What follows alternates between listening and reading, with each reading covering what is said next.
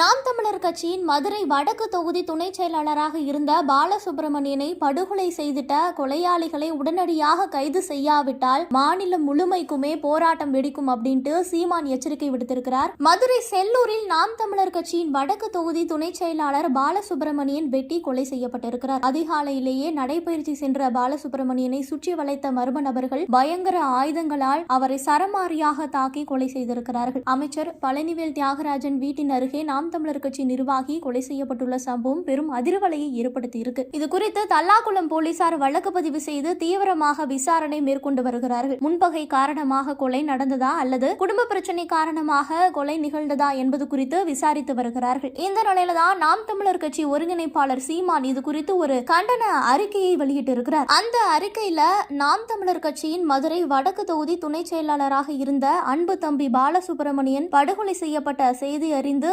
பேரதிர்ச்சி அடைந்தேன். ஈவு இரக்கமற்ற இந்த கொடுஞ்செயலை நிகழ்த்திட்டவர்களை வன்மையாக கண்டிக்கிறேன். ஈடு செய்ய முடியாத பேரிழப்பை சந்தித்திருக்கும் தம்பியின் குடும்பத்தாரை எவ்வாறு ஆற்றுப்படுத்துவதென்று தெரியாது கலங்கி நிற்கிறேன். இப்போது நினைத்தாலும் நெஞ்சம் பதறுகிறது, மனம் கணக்கிறது அப்படின்ட்டு தெரிவிச்சிருக்கிறார். மேலும் தமிழ்நாட்டின் சட்டம் ஒழுங்கு எந்த அளவுக்கு சீர்கெட்டுள்ளது என்பதற்கும் பாலசுப்ரமணியனின் படுகொலையும் ஒரு கொடும் சாட்சியாகும். எவரையும் கூலிப்படையினரை கொண்டு எளிதாக வெட்டி சாய்த்து விடலாம் என்றால் எங்கு இருக்கிறது சட்டம் ஒழுங்கு? என்ன செய்கிறது காவல்துறையும் உளவுத்துறையும்? இதுதான் மாநிலத்தை கட்டிக்காக்கும் லட்சணமா? வெக்க கேடு. இன்னும் எத்தனை உயிர்களை பலி கொடுக்க போகிறோம்? இறந்தவர்களின் உடலுக்கு பூ போடுவதற்கா காவல்துறை அப்படின்ட்டு கடும் கண்டனங்களை தெரிவித்திருக்கிறார். மேலும் அரசியல் கட்சிகளின் தலைவர்களுக்கும் நிர்வாகிகளுக்குமே பாதுகாப்பு இல்லை என்றால் எளிய மக்களுக்கு இந்த மாநிலத்துல என்ன பாதுகாப்பு இருக்க போகிறது? இதென்ன தமிழ்நாடா இல்லை உத்தரப்பிரதேசமா? எங்கு பார்த்தாலும் வன்முறை, தாக்குதல்கள், கொலைகள், சாதிய மோதல்கள், போதைப் பொருட்களின் புழக்கம், ரவுடிகளின் அட்டூழியம், கூலிப்படை கலாச்சாரம், கள்ளச்சாராய விற்பனை என